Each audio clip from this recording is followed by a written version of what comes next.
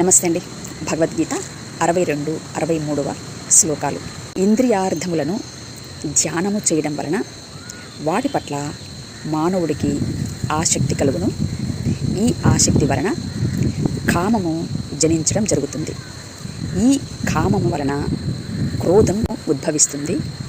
ఈ క్రోధము వలన మోహము కలుగుతుంది. ఏమండి? మోహము అనగా చీకటి. ఈ చీకటి వలన స్మృతికి భ్రాంతి కలుగుతుంది. అనగా మానవుడు తన స్థితిని గతిని మర్చిపోయి విచక్షణ లేకుండా చేయకూడనటువంటి పనులను చేయడం జరుగుతుంది. అంటే బుద్ధి నశిస్తుంది. ఏమండి? బుద్ధి నశించడం చేత తిరిగి జనన మరణ చక్రమందు పతనమవుతాడు. అనగా మూలాధారం నుంచి ఆజ్ఞాచక్రం వరకు ఉండేటువంటి ఈ జనన మరణాలలో అనగా తమో రజో సత్వ గుణముల యందు స్థిరపడడానికి అవకాశం ఎంతైనా ఉన్నది.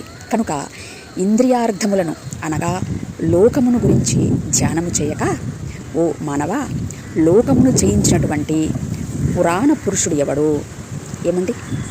అట్టి పురుషుడు గురించినటువంటి మాటను శ్రవణ మనన నిధిధ్యాస చేయడం వలన ఆత్మసాక్షాత్కారం కలుగుతుంది అని లోకమును ఎవరు ప్రేమిస్తారో, ఏమండి, అట్టి లోకమును ప్రేమించినటువంటి వారి యందు తండ్రి ప్రేమ ఉండదు. కాబట్టి లోకమును ప్రేమించక కుమారుడిని అనగా లోకమును జయించినటువంటి పురుషుడిని ధ్యానించమని చెప్పకనే చెప్తున్నాయి ఈ శ్లోకాలు.